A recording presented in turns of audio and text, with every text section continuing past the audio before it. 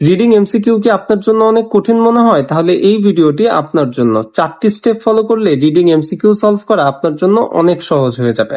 First step, প্রথম কোয়েশ্চেনটি পড়বেন। কোয়েশ্চেনের নিচে যে অপশনস গুলো দেওয়া আছে সেগুলোকে কমপ্লিটলি অ্যাভয়েড করুন। কেন এই কথা বলা হচ্ছে?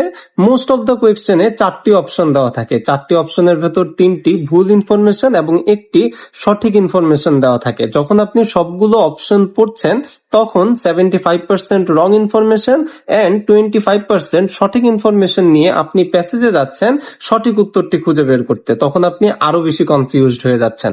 সো অ্যাভয়েড ইট। স্টেপ 2, কোয়েশ্চেন থেকে কিছু কিওয়ার্ড নির্বাচন করুন। কিওয়ার্ড গুলো প্যাসেজের কোথায় আছে সেটা আপনি খুঁজে বের করুন।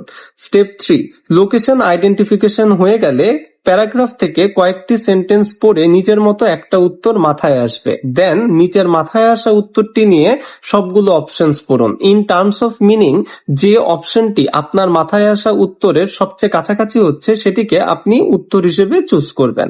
Step 4, last but not the least, question পড়ার সময় কোয়ালিফাইং ওয়ার্ডস যেমন rarely, hardly, most, all, often এই শব্দগুলো পেলে সতর্ক থাকুন, কারণ এগুলো অনেক সময়ই প্রশ্নের ওভারঅল মিনিংকে পরিবর্তন করে দিতে পারে। এই 4টি স্টেপ ফলো করলে আপনার জন্য রিডিং এমসিকিউ সলভ করা অনেক সহজ হয়ে যাবে। Thank you.